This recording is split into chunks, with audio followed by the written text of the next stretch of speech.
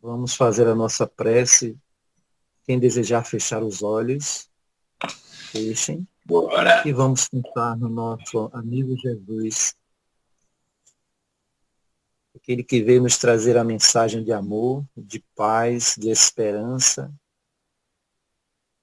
jogando a semente nos nossos corações para despertar para o verdadeiro amor, o verdadeiro sentimento que deve reinar entre as criaturas, nos ensejando a nos ver como irmãos e que possamos fazer os esforços necessários, envolvidos nesse sentimento de amor, para vivermos num mundo onde haja concórdia, a paz, a harmonia, o trabalho no bem. Mestre amigo, em teu nome, pedimos que nos oriente nesse instante, nesse estudo que vamos ter, nessa palestra que nossa irmã Tânia vai nos oportunizar, que ela seja inspirada, guiada pelos teus pensamentos e que possamos aproveitar ao máximo essas lições e torná-las realizáveis em nossas vidas.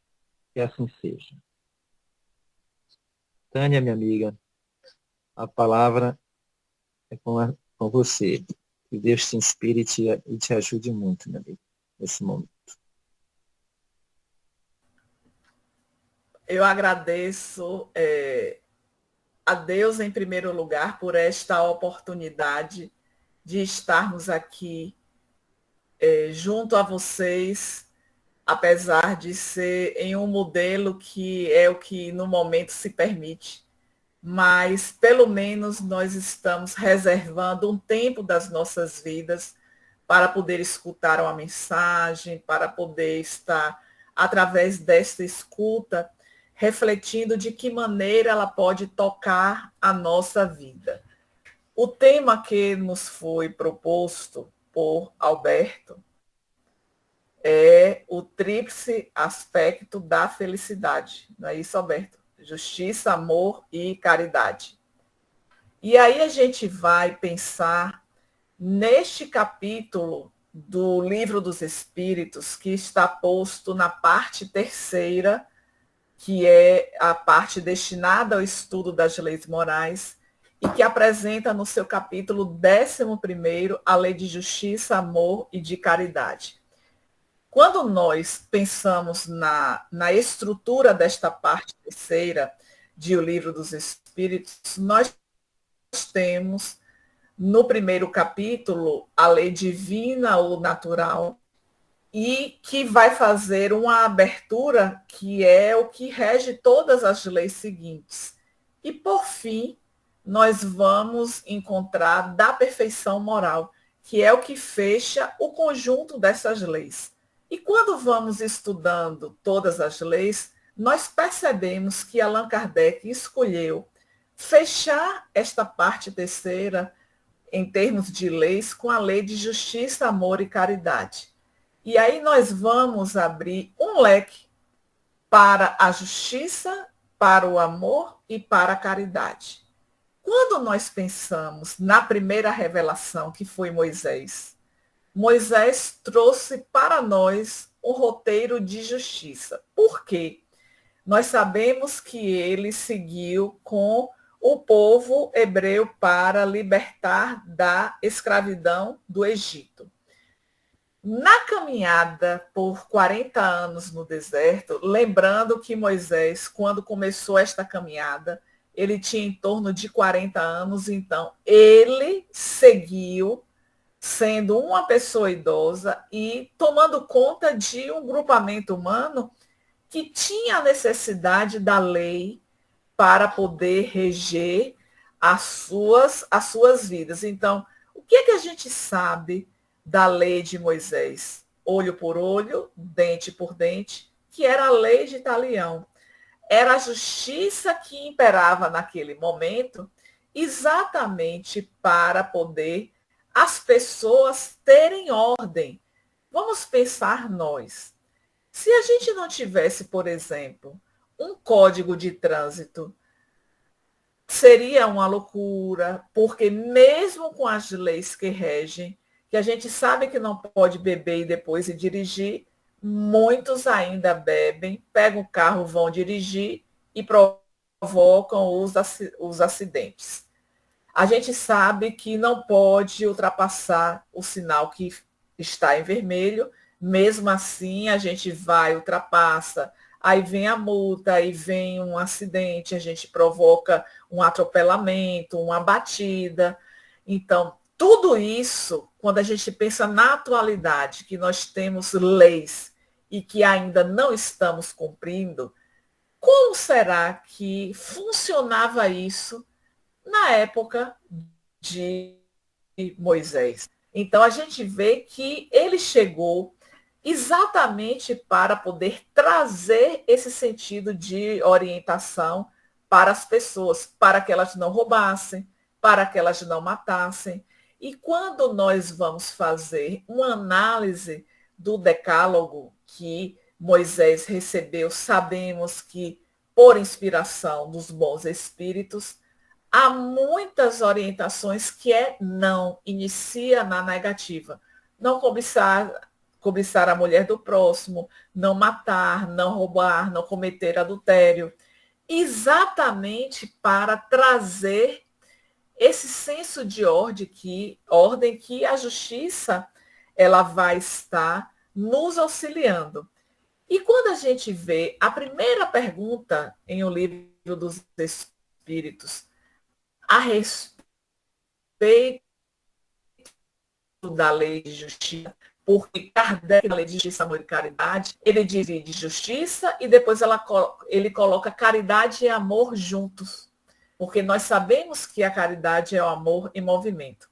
Então, falando um pouco de justiça, nós vamos pensar nessa primeira questão que ele apresenta, que é a questão de número 873, quando ele vai estar perguntando se o sentimento de justiça está em a natureza ou é o resultado de ideias adquiridas. Como é que Kardec formula isso? Ou seja, eu trago esse senso no meu íntimo ou com o passar do tempo é que eu vou tendo esta noção do que de fato é justiça. Então, os benfeitores vão responder para nós que está de tal modo em nossa natureza esse senso de justiça, que quando acontece uma injustiça, imediatamente nós vamos estar, aquilo vai nos chamar a atenção. Agora, nós sabemos que este senso, ele vai estar sendo cada vez mais depurado, desenvolvido na medida que nós estamos evoluindo. Porque para quando a gente pensa naqueles indivíduos que lá atrás eles comiam os humanos, eles cometiam este ato achando que aquilo é uma coisa normal. Eles tinham fome, então eles iam comer aquilo que se apresentava diante deles. Era o senso de justiça. E aí a gente vai se perguntar, e o próprio Kardec vai também indagar na questão 875, que vem na sequência dessas perguntas, qual é a definição que se pode dar de justiça? E a resposta ela é muito próxima daquilo que nós aprendemos ao longo da doutrina espírita. A justiça consiste em cada um respeitar os direitos do outro. E aí vamos pensar, estamos de fato no nosso dia a dia respeitando esses direitos? Mas o que é mesmo o direito do nosso próximo? Como podemos entender esses direitos? E aí vem a nossa noção de que eu devo estar fazendo para o meu próximo aquilo que eu gostaria de que ele estivesse fazendo na minha direção. E aí nós nos recordamos de uma mensagem que é intitulada Justiça de Cima, que o irmão X nos apresenta através da psicografia de Chico Xavier, no livro Contos e Apólogos. 4 indivíduos, eles trabalhavam em uma fábrica e ocorreu um acidente e os 4 desencarnaram. E aí eles foram chamados para poder fazer uma avaliação de como eles tinham se conduzido na sua experiência aqui no corpo físico. Mas é interessante que se destaca neste capítulo que todos eles, quando faleceram, receberam o mesmo tipo de homenagem dos seus familiares, dos seus amigos, como se eles fossem pessoas mais ou menos que tivessem ações semelhantes. E aí, no Tribunal Divino, quando eles são chamados para poder fazer esta avaliação, o primeiro que se apresenta, quando se traz o aspecto que ele estava, em termos da sua coloração, da sua vibração, observou-se ao seu redor que ele tinha muitos pontos escuros e uma atmosfera que o irmão X a denominou de atmosfera pardacenta. E aí, fazendo a análise das ações praticadas, se percebeu que ele havia utilizado inadequadamente os recursos que ele recebia proveniente do seu trabalho e a forma equivocada como ele utilizava ocasionou muito sofrimento, deixando mulheres viúvas, filhos órfãos, decorrente das suas atitudes. Então, ele foi convidado pela espiritualidade para retornar a uma próxima, a uma experiência no corpo físico, para que ele pudesse trabalhar aquelas questões que, de fato, ele não soube muito bem se utilizar dos recursos a ele disponíveis. Antes de seguir para o segundo indivíduo, nós queremos fazer um destaque a respeito do que é este tempo que a divindade nos oferece para que possamos estar cada vez mais fixando estas lições, para que possamos utilizar adequadamente, sabendo valorizar aquilo que são as nossas realidades existenciais para a verdadeira vida. Aquele primeiro que passou pelo julgamento, de fato, toda a sua caminhada foi voltada para os interesses pessoais. E aí a gente faz uma reflexão se nós, em nossa caminhada, também não estamos com este foco voltado para os interesses materiais, para os interesses próprios, sem estar observando aquilo que é o direito do outro, a realidade do outro, o que o outro também tem condições de estar oferecendo para nós. Aí chega o segundo indivíduo, o segundo espírito, para o julgamento. Quando se faz uma análise daquela trajetória, observa-se que, na aparência daquele espírito, ele já não tinha aqueles pontos escuros que o primeiro apresentava, a sua atmosfera já era menos carregada do que o primeiro, mas se observou, fazendo análise da sua caminhada, que ele se utilizou de maneira inadequada dos recursos da fábrica onde ele trabalhava e até as próprias máquinas daquela fábrica, ele ocasionou prejuízos pela má utilização. Então, fazendo um apanhado da sua trajetória, observou-se que ele também deveria voltar para o mesmo ambiente de trabalho, porque alguns daqueles operários também foram prejudicados por conta das suas ações, de maneira a ele estar beneficiando a essas pessoas. E aí a gente para fazer uma análise de algo que Allan Kardec vai nos colocar no livro Céu e Inferno, quando ele traz a definição de expiação. Na verdade, ele está fazendo um apanhado dos passos que nós vamos dar quando nós cometemos os nossos equívocos, que são 3 etapas. O arrependimento, que sem arrependimento a gente não segue para o segundo passo, que é a expiação. E ele traz, Allan Kardec traz a definição de expiação como sendo os sofrimentos físicos e morais que nós atravessamos decorrentes de uma falta. Então, este segundo operário espírito, ele retornaria para o mesmo ambiente e certamente passaria por algum tipo de dificuldade, de privação, para poder saldar a sua dívida. Aí ele segue com a sua orientação.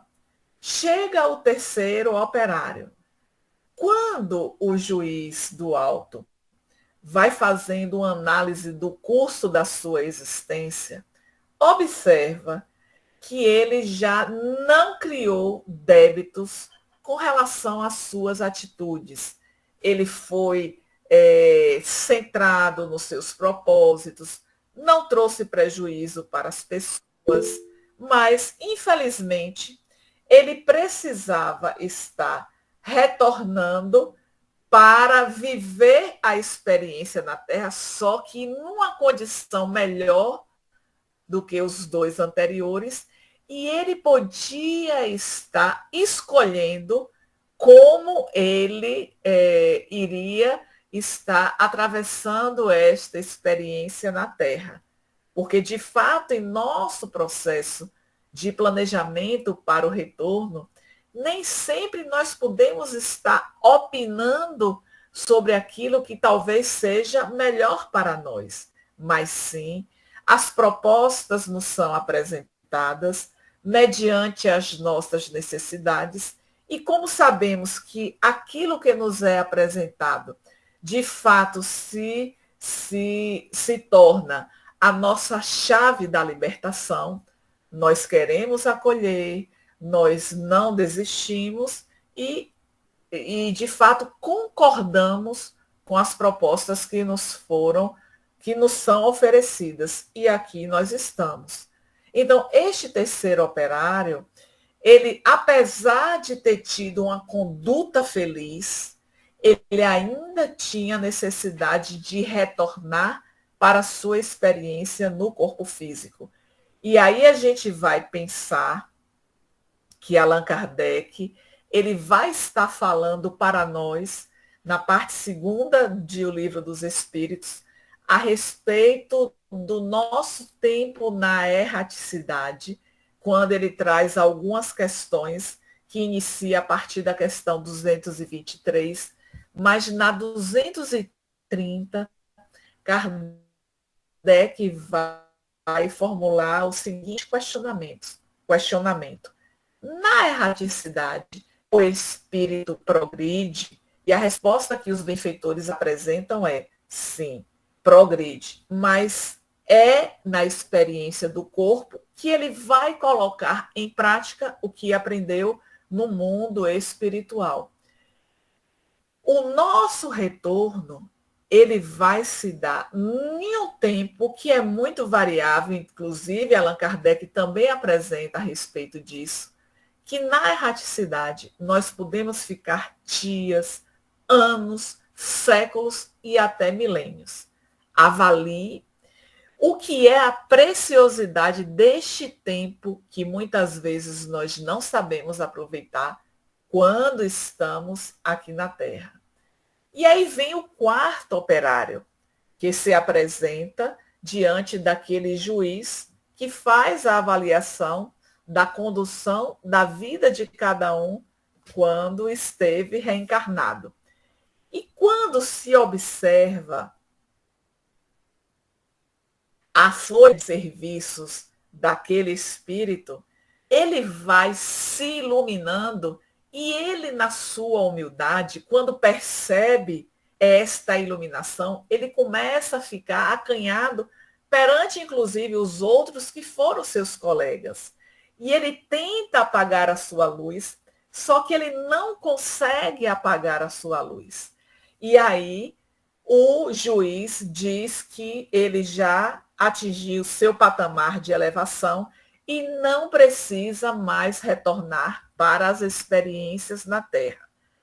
Fazendo um parêntese a essa história, essa narrativa, nós nos recordamos que o Dr. Bezerra de Menezes, quando teve a sua última experiência reencarnado, ele também ouviu da espiritualidade que ele poderia ascender para outras esferas, e ele disse: enquanto houver sofrimento na terra, aí estarei para auxiliar os meus irmãos. Então, ele não quis, não reencarnou, que temos notícias, continua no mundo espiritual, mas está vinculado ao nosso planeta para nos auxiliar. E aí, quando, voltando à história dos 4 operários, quando os outros 3 ouviram a determinação do juiz em relação àquele último operário, eles começaram a ficar, a questionar. Mas ele era uma pessoa simples, como pode este julgamento? Que justiça é essa? Não, tem alguma coisa que está errado. E aí o juiz chama a atenção, falando de como era ele quando esteve na sua experiência do corpo. Não tinha maledicência, não tinha um pessimismo, auxiliava os seus colegas tanto quanto ele podia e para além das suas forças.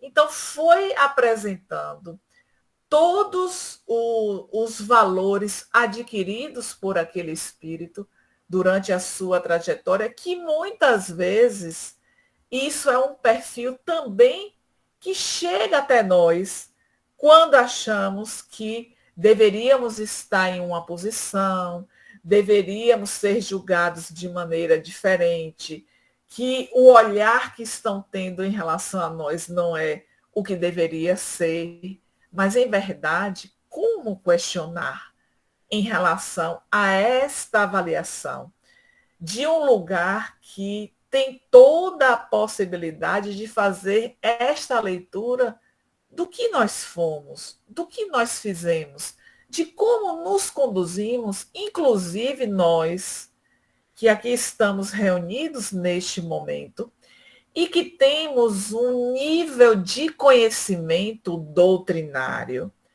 que já nos indica tomar caminhos diferentes que sejam seguindo os passos de Jesus e que ainda não conseguimos.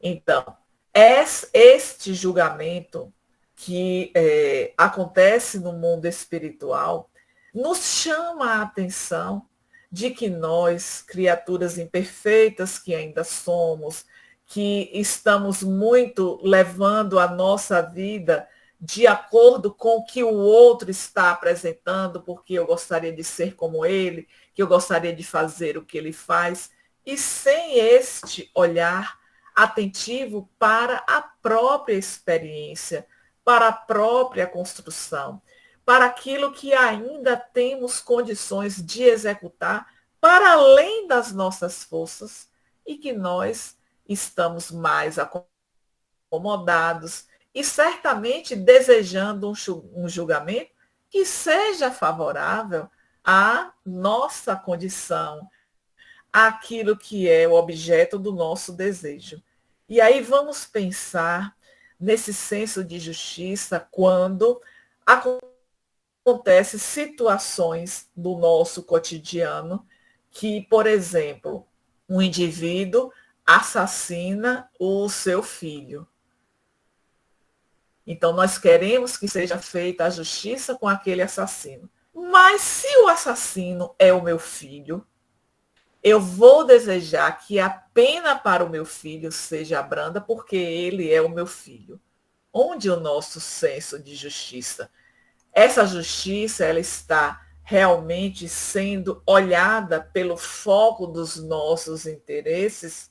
Ou, de fato, é essa justiça conforme a narrativa do Espírito Irmão X, que nos apresenta um olhar que é um olhar livre das impressões da matéria, quando nós, aqui mergulhados no corpo, temos muito esta visão no que diz respeito ao mundo da matéria, ao mundo corpóreo, ao mundo das impressões, que precisamos nos desvincular, mas que ainda estamos invadidos e tomados por esta impressão.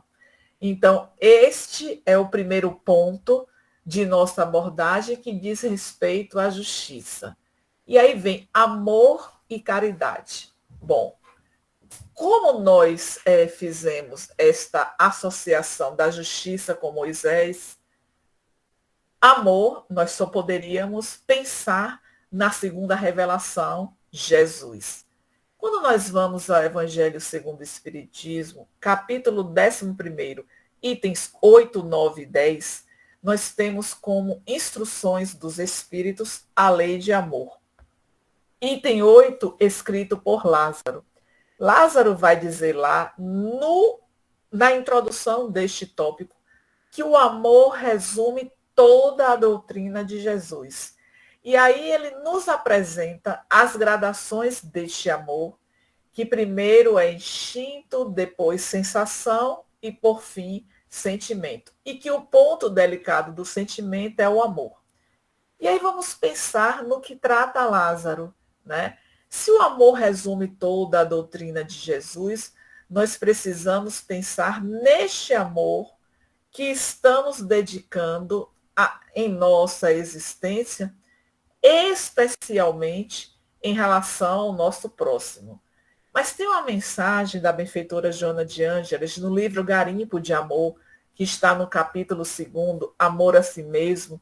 Ela introduz essa mensagem dizendo assim, que o amor que se deve dedicar ao próximo é consequência natural do amor que se dedica a si mesmo. Ora, se eu não consigo me amar, como é que eu vou conseguir expandir este amor?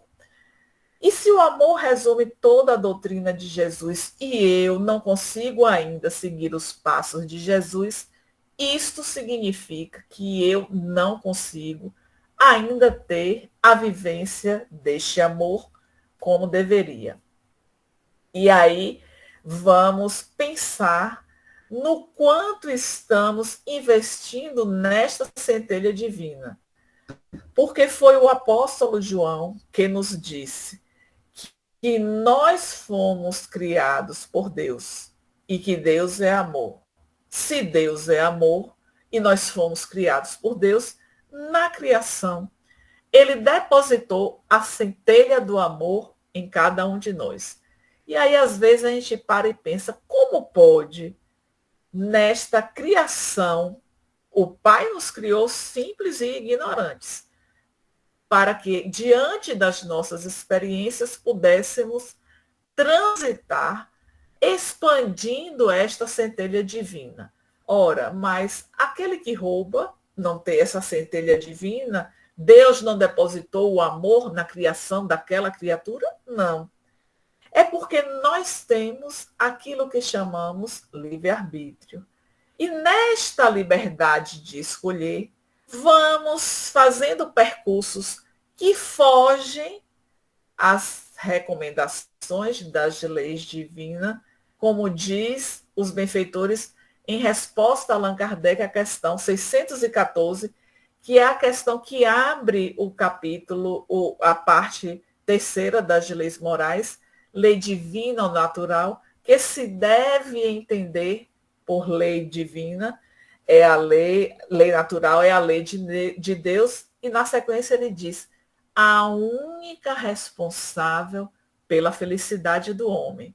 Ora, nós desejamos tanto ser feliz, mas ainda não conseguimos colocar na prática as leis de Deus. E este Pai amoroso, que depositou essa centelha de amor, ainda está embrutecido, ainda está precisando de lapidação, precisando de expansibilidade na nossa maneira de ser. E aí nós vamos ver Fênelon, no item 9 desta mensagem do capítulo 11º, ainda falando a lei de amor. O capítulo é intitulado Amar ao próximo como a si mesmo, e nós vamos ver Fênelon dizer que todos nós, do primeiro ao último, temos a centelha deste fogo sagrado, ou seja, afirmando que todos nós temos, desde a nossa criação, essa centelha divina, que é o amor. E aí vale o questionamento, né?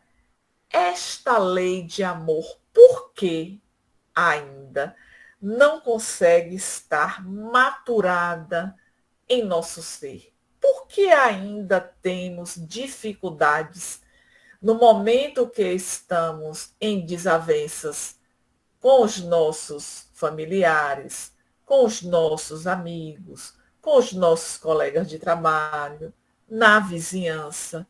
Porque queremos sempre prevalecer nas nossas ideias, no nosso modo de ser, em detrimento daquele que talvez tenha razão na sua colocação, mas eu não tenho ainda este nível de compreensão.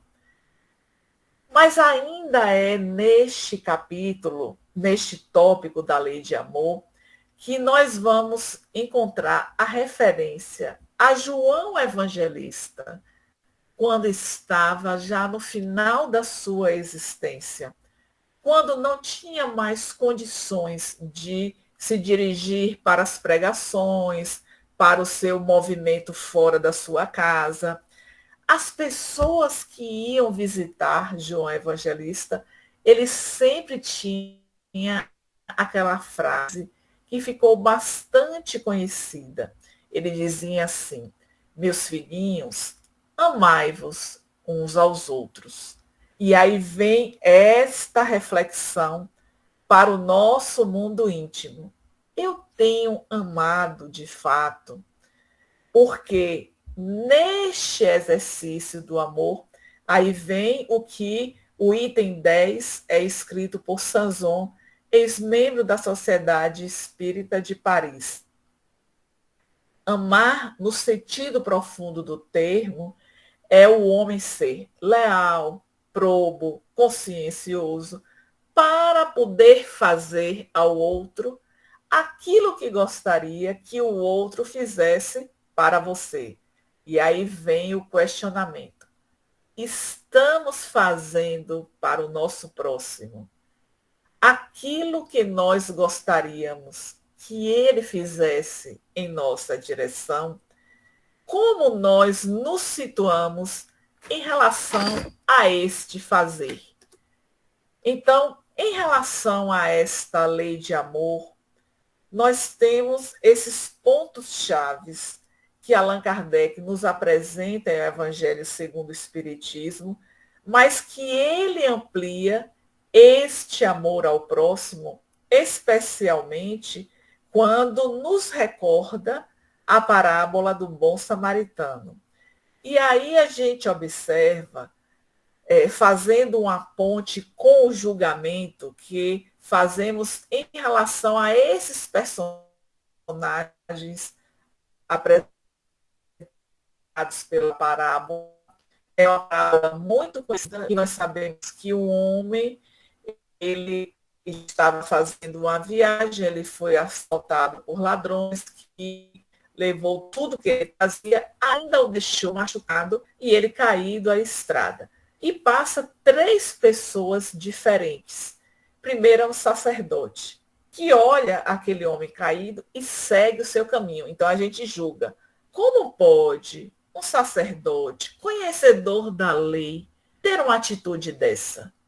E aí, muitas vezes, nós também nos colocamos neste lugar, que nós fazemos julgamentos.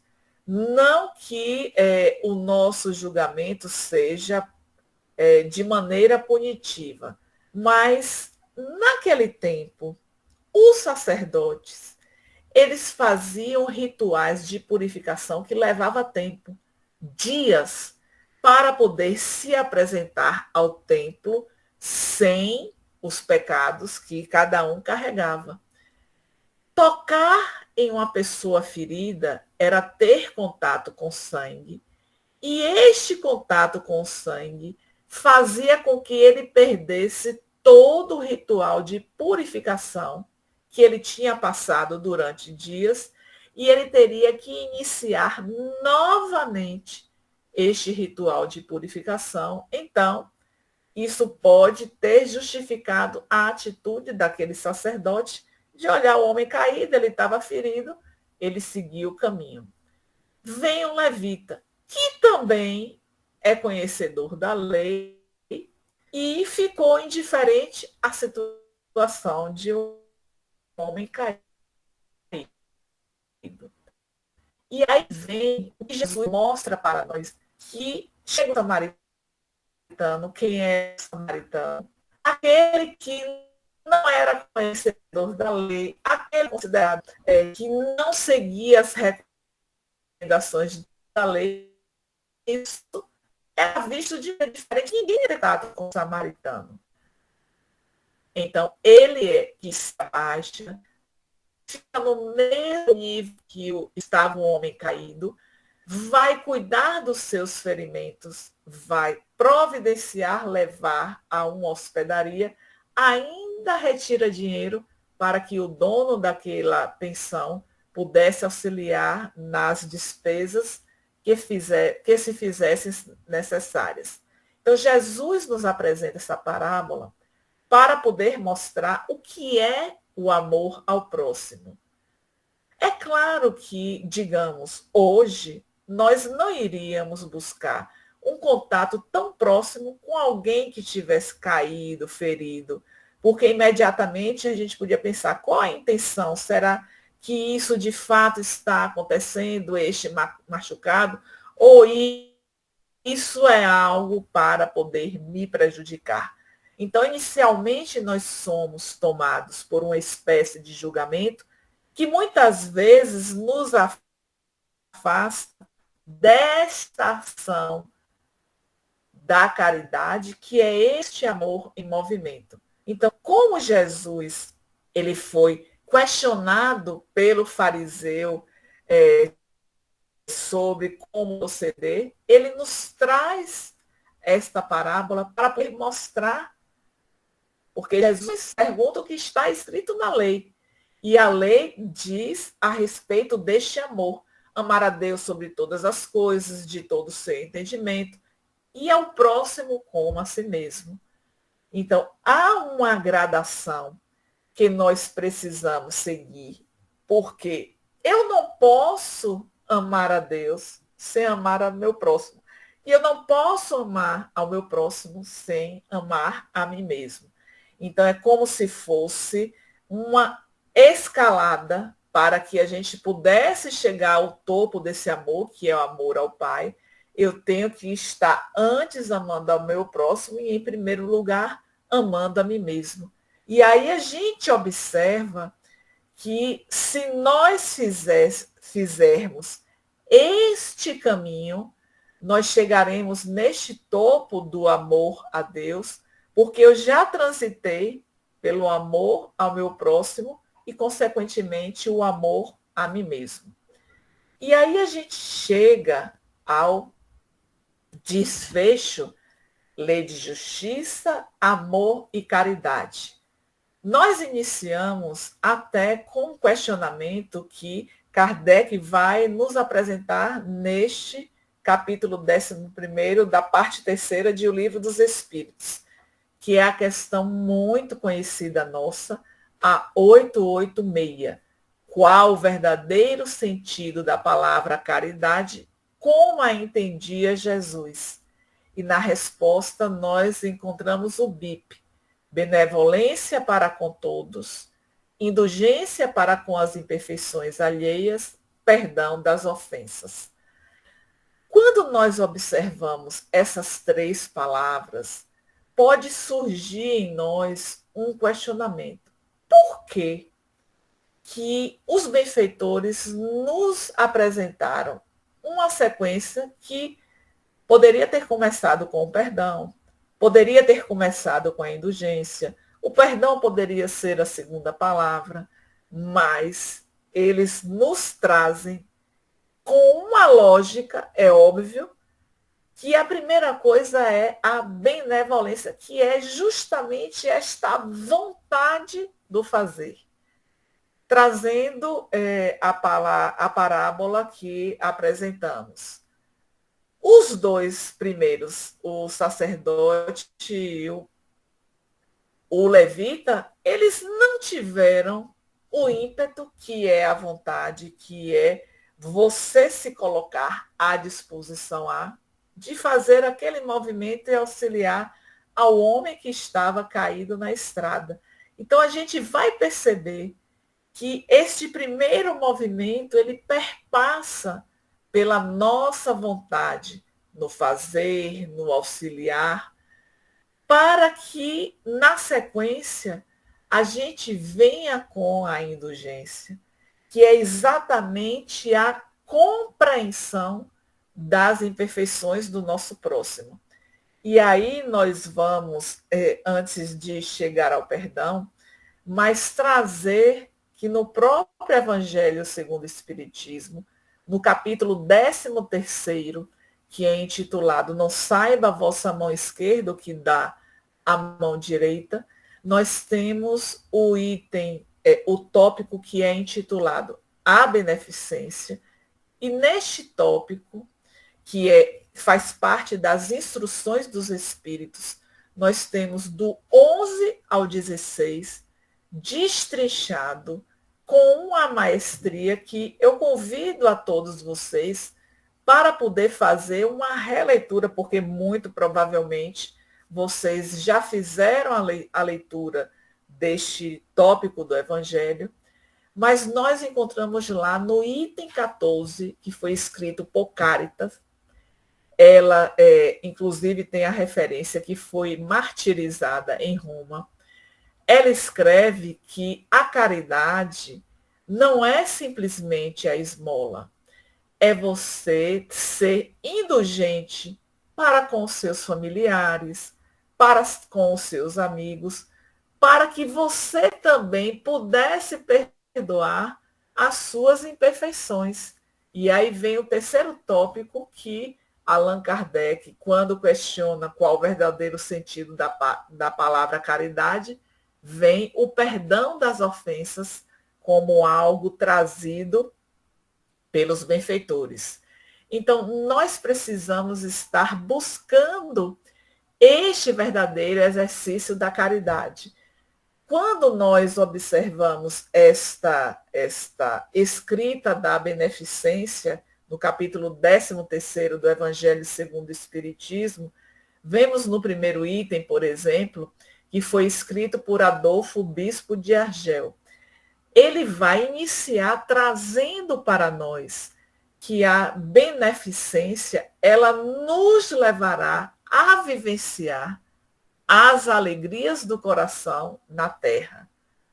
Quem não deseja de nós vivenciar alegrias? Todos nós desejamos isso. Só que muitas vezes nós buscamos caminhos que não são os caminhos que vão trazer essas alegrias para os nossos corações. E aí vamos também observar nesta escrita de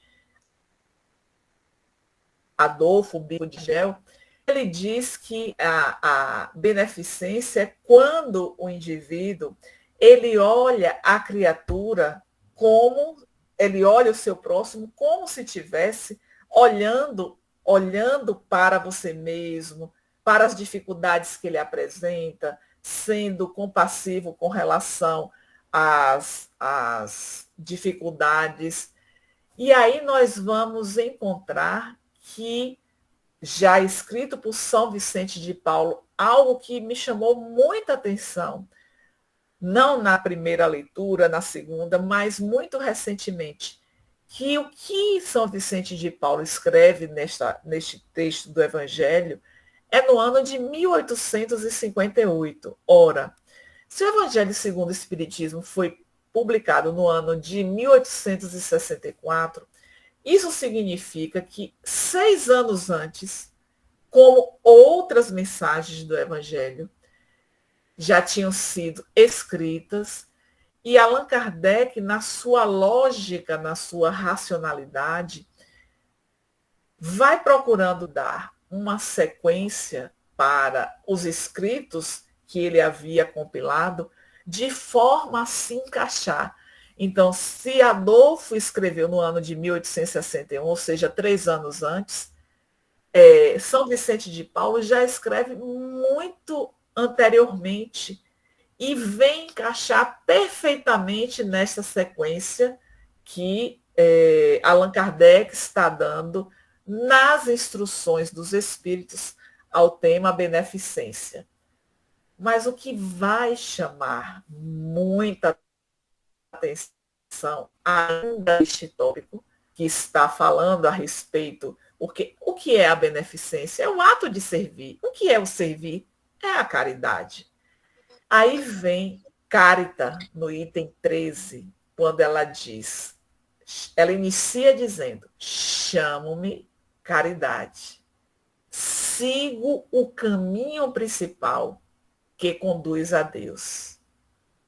Isso é muito lindo, porque nós desejamos muito seguir a Deus, que são as suas recomendações, as suas leis.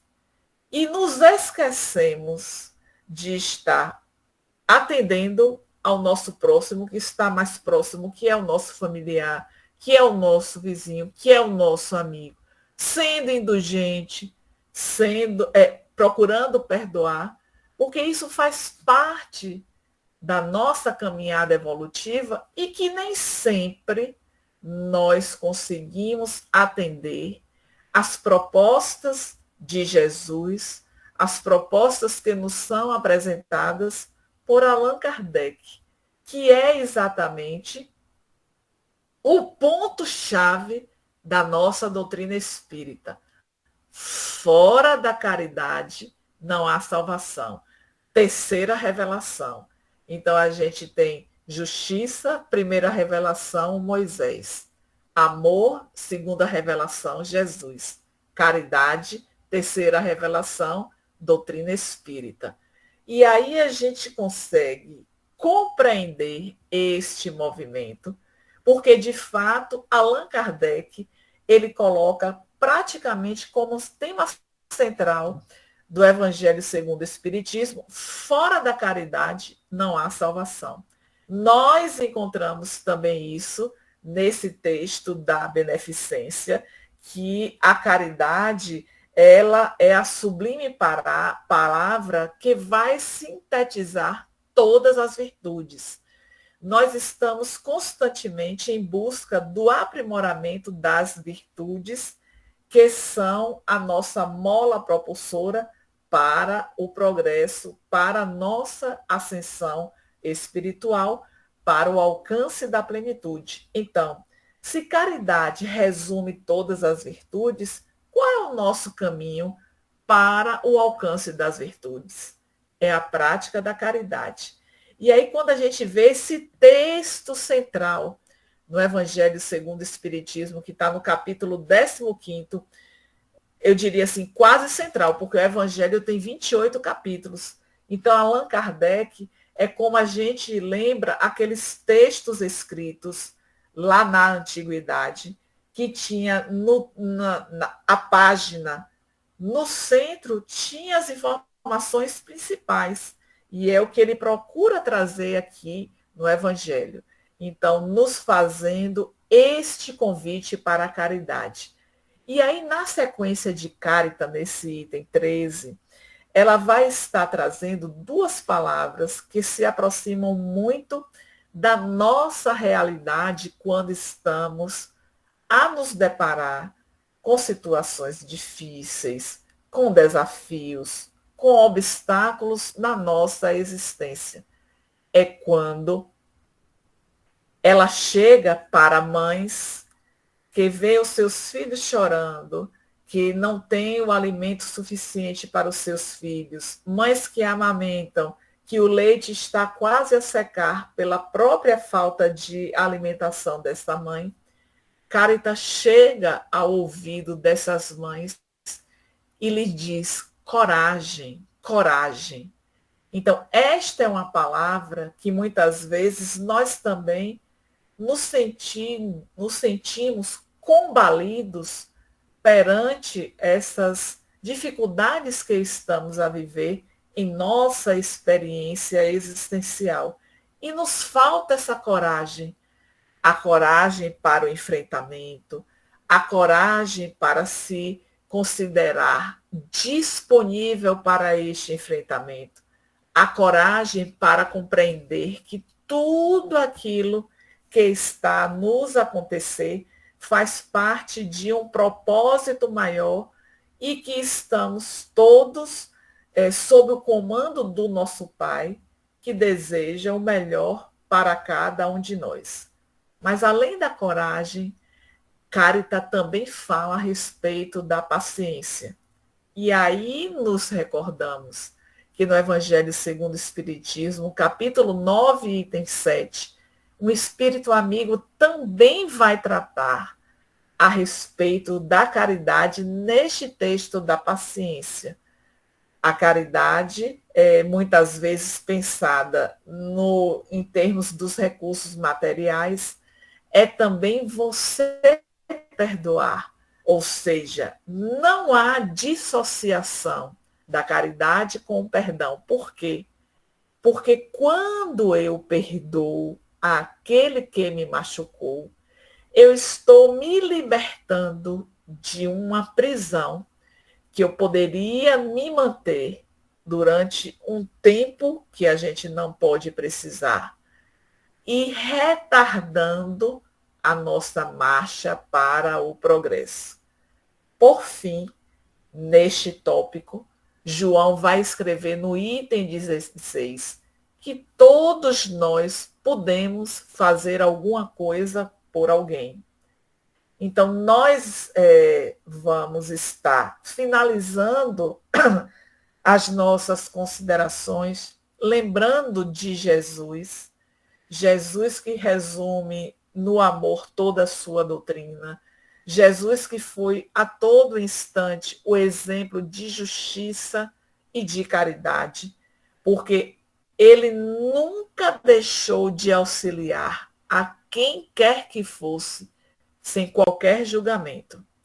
Vamos pensar quando lhe apresentaram na praça pública a mulher adúltera. Ele julgou? Não. Ele disse: aquele que estiver sem pecado, atire a primeira pedra. E começa a escrever na areia. Os homens que carregavam suas pedras passam a olhar o que ele escrevia. E quando olha, vê que Jesus escrevia algo que ele havia cometido. Ladrão, roubou, matou, adulterou. Então, na medida que eles liam os seus pecados, eles iam largando as pedras e seguiam o seu caminho. Até quando Jesus pergunta à mulher: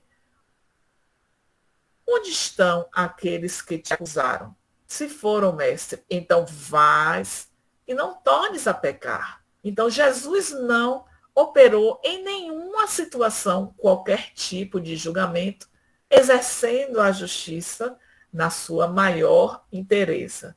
Então, é este o exemplo, queridas irmãs e queridos irmãos, que precisamos seguir em nossa existência. Porque seguindo os passos de Jesus, certamente nós iremos agir com justiça, com amor e sendo caridosos em qualquer situação que estejamos a atravessar em nossas existências.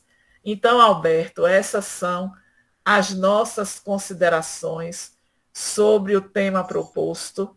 De fato, é o tríplice aspecto da felicidade. Se nós queremos alcançar a felicidade, é só buscar as leis de Deus. Seguindo essas leis, certamente alcançaremos. Lá no Livro dos Espíritos, em resposta à questão 614, está escrito assim: o homem só é infeliz se afasta dessas leis. Então, cada um, eu sempre digo, nós somos juízes de nós mesmos. Não precisamos que ninguém nos aponte, porque nós já sabemos, porque reconhecemos as nossas fragilidades. E neste reconhecimento, qual é o passo? Trabalhar para a superação. Então, que Jesus nos abençoe, que Jesus nos proteja. E eu deixo esse momento para, se porventura tiver alguma pergunta que vocês queiram formular. Tânia, todos nós estamos gratos por essas palavras que são um verdadeiro alimento para a nossa alma, né? E a hora passou assim que a gente nem sentiu. A gente poderíamos ficar aqui ouvindo elas e horas, e a gente não ia ficar cansado, né? Grato, minha amiga. Tânia, quantos minutinhos você tem ainda disponível para a gente? Que vocês quiserem aí. Então vou começar por mim mesmo. Uma primeira pergunta. Ô, Tânia, Jesus nos aconselha a não julgar, mas nós sabemos que o julgamento é importante e necessário para o ser humano, porque nós vamos aprendendo a desenvolver esse critério de julgamento, o senso de justiça, né? Você poderia, assim, fazer a gente entender o que Jesus quer dizer com não julgar e a gente ficar assim nesse dilema, né? Explica a gente aí para a gente melhor essa... Não julgueis para não serdes julgados. Essa orientação de Jesus é exatamente para que nós pudéssemos ter um olhar em relação às nossas fragilidades. Porque quando nós julgamos o outro, o que é o nosso julgamento? É o nosso olhar perante a imperfeição do outro. Nós olhamos para a imperfeição do outro e não olhamos para as próprias imperfeições. Então, a nossa busca deve ser de voltar o nosso olhar para aquilo que são os nossos pontos que precisam melhorar em nossa caminhada. Porque se nós utilizarmos o nosso tempo para o julgamento do nosso próximo, nós não estamos voltando o nosso olhar para nós mesmos. Como é que a gente se desenvolve? Nós nos desenvolvemos na medida que fazemos esta viagem interior e reconhecemos aquilo que precisa ser trabalhado. Quando nós utilizamos o nosso tempo para olhar para o outro, nós estamos deixando de ter o tempo para olhar para si mesmo. E é muito importante nós fazermos esta viagem para que possamos, não através da dor, trazer a mudança que se faz necessária, mas sim porque reconhecemos quais são as nossas fragilidades e vamos investir para poder trabalhar cada uma delas. Este olhar para o nosso próximo denota uma fragilidade nossa, porque muitas vezes nós nos escondemos em relação àquilo que o outro está a apresentar. Então, quando eu julgo o outro, eu estou deixando de julgar a mim e eu estou evidenciando para aqueles que estão ao meu redor a fragilidade do outro, não a fragilidade própria que eu carrego. Então, eu iria, Alberto, mais nessa perspectiva de o não julgar é exatamente para que quando a gente seja julgado pelo nosso Pai, a gente tenha esta misericórdia, esta compaixão. Foi o exemplo que eu trouxe do assassino. O indivíduo ele é julgado pelo assassinato de alguém. Mas quem foi assassinado foi o meu filho. Então, eu quero que ele seja severo na pena que ele vai carregar. Mas se eu sou a mãe do assassino, eu vou querer que o meu filho tenha aquela pena? Não. Eu vou querer o quê? Uma amortização da pena, porque o assassino é o meu filho. Então, a gente tem também parâmetros que vão de acordo com a nossa conveniência. É o meu familiar, eu não quero a pena de morte, a gente não vive essa realidade aqui. Eu não vou querer a pena de morte, eu não vou querer a pena máxima, eu vou querer a pena reduzida, porque é um interesse pessoal. Mas nós sabemos que todo julgamento, ele procede do alto. Por mais que a gente esconda, aquilo que nós fizemos não fica escondido e seremos julgados pelas nossas atitudes. Inclusive, do ponto da intenção, porque nós temos dois assassinos, mas o julgamento dos dois perante o tribunal divino será diferente, porque tem os atenuantes e agravantes. O conhecimento, as circunstâncias que levaram, quem foram os envolvidos. Então, tudo isso vai fazer parte desse julgamento. Quando nós pensamos em termos de matéria, o julgamento ele é importante para também, lembrando do tempo de Moisés, para que a gente tenha uma ordem perante a nossa vivência em comunidade. Porque senão cada um ia fazer o que quisesse. E aí salve-se quem puder. É isso, Alberto. Ok, Tânia, obrigado, viu? Gente, a palavra está aí para quem também quiser fazer alguma pergunta para a Tânia. Aproveitem. Fidelis, fica à vontade, Fidelis. Boa noite, Tânia. Boa noite. Eu já escutei sua palestra em Santa Amaro também. Acho você muito uma boa palestrante, um bom conhecimento e tudo que eu posso falar da sua pessoa é sempre gratidão. Obrigada. Eu comparo assim, você é uma boa pessoa, uma ótima pessoa, uma palestrante excelente. A pergunta que eu tenho a fazer é o seguinte: Deus deu amor, ensinou amor. Agora, na sua opinião, por que existe muitas guerras? Principalmente a que está havendo agora, né? Da Rússia e Ucrânia e de Israel e os palestinos. Na sua opinião, o que acontece neles? Eles não têm amor? Ou o que leva eles a fazer isso? As guerras só existem por conta dos interesses pessoais. Os interesses pessoais não são movidos pelo sentimento do amor. Então, nós estamos vivendo um momento muito delicado. Guerra Ucrânia e Rússia, que já se arrasta desde o ano anterior. Então, é muito tempo. Mas nós sabemos que nada acontece do acaso. Que esses países que estão em conflitos por reminiscências que trazem de outras experiências e que ainda não conseguiram superar.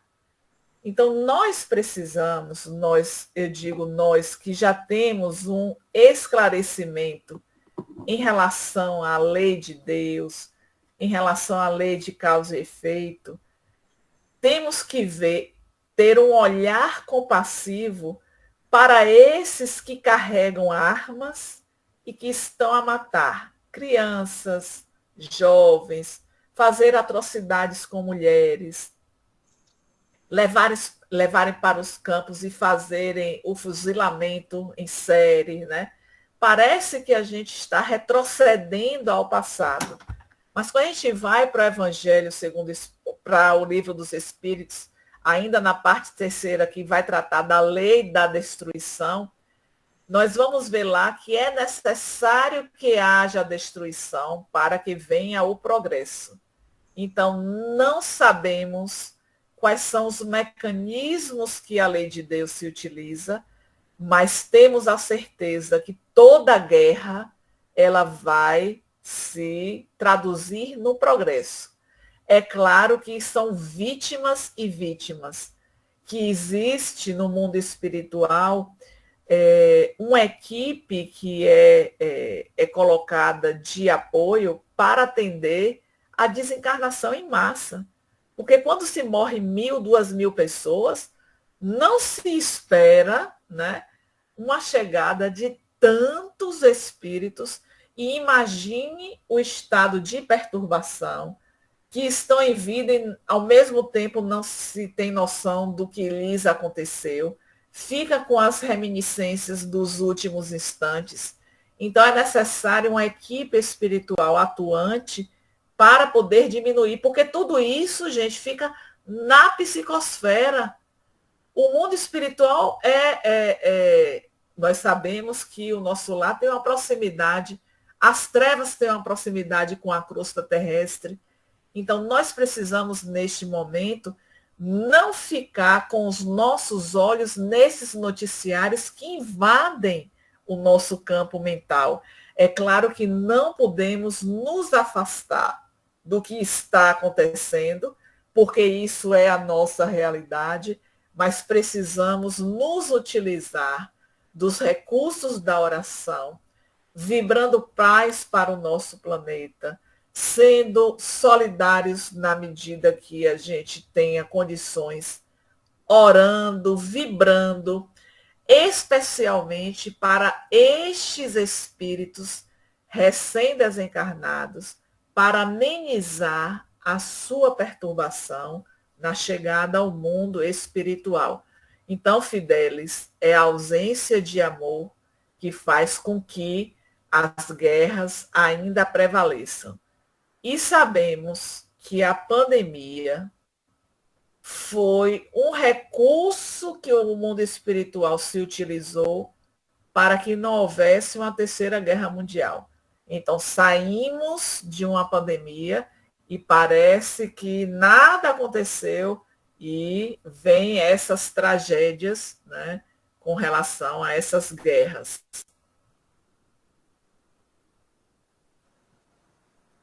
Ok, Tânia. Grato pela sua resposta. É isso mesmo, acredito que seja isso mesmo que você falou aí, viu?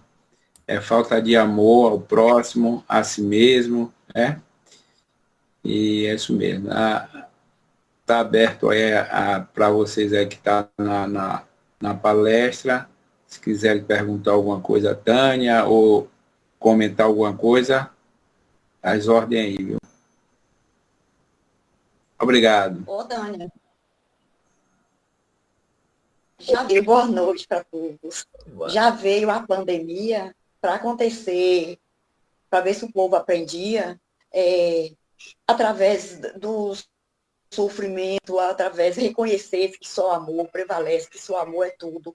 E não iria, através da pandemia, era uma doença, não iria surtir tanto ódio, né? A essa densidade que está surtindo agora no momento, nesses lugares, através da guerra, e o momento do nosso planeta é crucial, precisa de amor, muito amor, né? No momento agora da regeneração, e está surgindo muita densidade, muito ódio através dessas guerras, desses conflitos, desses sofrimentos. Isso. A gente lembra de uma célebre frase do Mohandas Karamchand Gandhi: quando o único homem atinge a plenitude do amor, neutraliza o ódio de milhões. Então, o que é a guerra? É ódio entre raças, ódio em relação a credo. Se um único homem pode amar, ele é capaz de neutralizar o ódio de milhões. Então, estamos precisando colocar mais em ação este amor, essa centelha divina que está em nós. E cada um vai descobrir o seu caminho. Porque nós não podemos apontar o que o outro deve fazer, a gente aponta para o que nós temos condições de fazer. O outro deixa que ele reflita e ele encontre o seu próprio caminho. Faz igual a história do beija-flor, né? No incêndio na floresta, ele levando aquele pinguinho de água no bico para apagar o incêndio. Um dos outros animais falou: o que você vai fazer com essa água? Ele foi e respondeu: estou fazendo a minha parte. A mesma coisa é o amor, né? Cada um faz sua parte. Madre Teresa de Calcutá. Eu sou uma pequena gota no oceano, mas o que seria o oceano sem a minha pequena gota? É a mesma coisa, traz o mesmo sentido, né? Que nós podemos fazer a diferença. É aquela história também do homem que estava jogando estrelas do mar de volta ao mar. Ele pegava na areia e aí alguém chegou junto a ele, mas o que você está fazendo? São milhares de estrelas do mar. Aí ele pegou uma e disse: para essa eu fiz a diferença, e joga no mar. Então é isso. Se a gente for pensar no macro, aí eu não tenho condições de fazer, faça o mínimo. Se cada um fizer o mínimo, o macro ele será atendido. Verdade.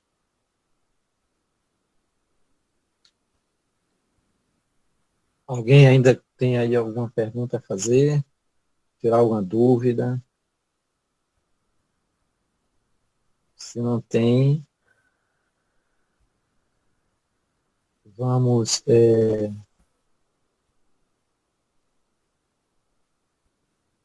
agradecer, né, a espiritualidade e aproveitar todo o conhecimento que aqui hoje nós relembramos, que estamos aprendendo e coloquemos em prática. A partir do momento que a gente vai sair desse estudo, que essas palavrinhas, que esses ensinos, eles continuem, né, cimentando como ensino, né, batendo assim na nossa mente, no nosso coração, para que a gente reflita sobre elas e coloquemos em prática. Que não fiquem só aqui nesses momentos, mas que a gente leve no nosso dia a dia como alimento para a alma.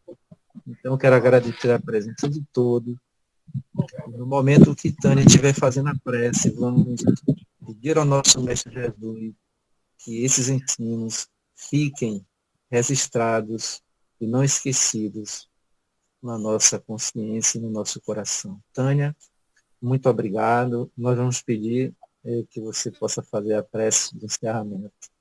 E que outros dias, outros momentos como esse, né, que a gente possa usufruir a tua preguiça, o teu carinho, a tua boa vontade. Tá bom?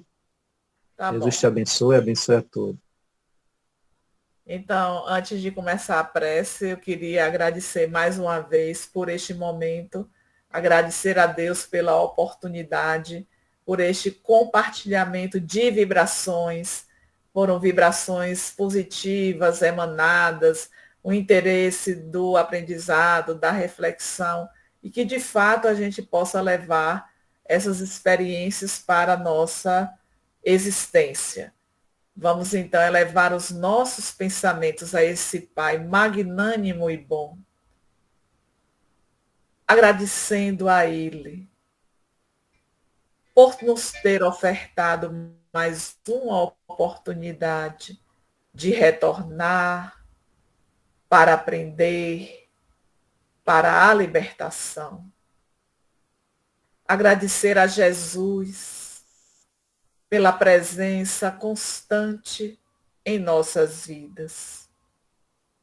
E como governador do nosso planeta, nós rogamos, Mestre, que distendas neste momento as tuas mãos, derramando bênçãos especialmente nos locais que se encontram em conflitos, em assassinatos, em desespero, medo, para que a tua presença, Jesus, possa acalmar todas essas dores, trazendo-lhes o alívio, o conforto que só a sua presença proporciona a cada um de nós. E que sigamos refletindo como podemos ser mais justos em nossa experiência de vida. Como podemos amar mais e mais e servir, pois este é o caminho para a felicidade. Em teu nome, Jesus, em nome de Deus, da nossa Mãe Santíssima, nós agradecemos por este momento, pelas alegrias compartilhadas, pelas vibrações envolvidas. E te pedimos para que permaneças conosco, envolvendo-nos com a tua paz e com o teu amor, agora e sempre, que assim seja.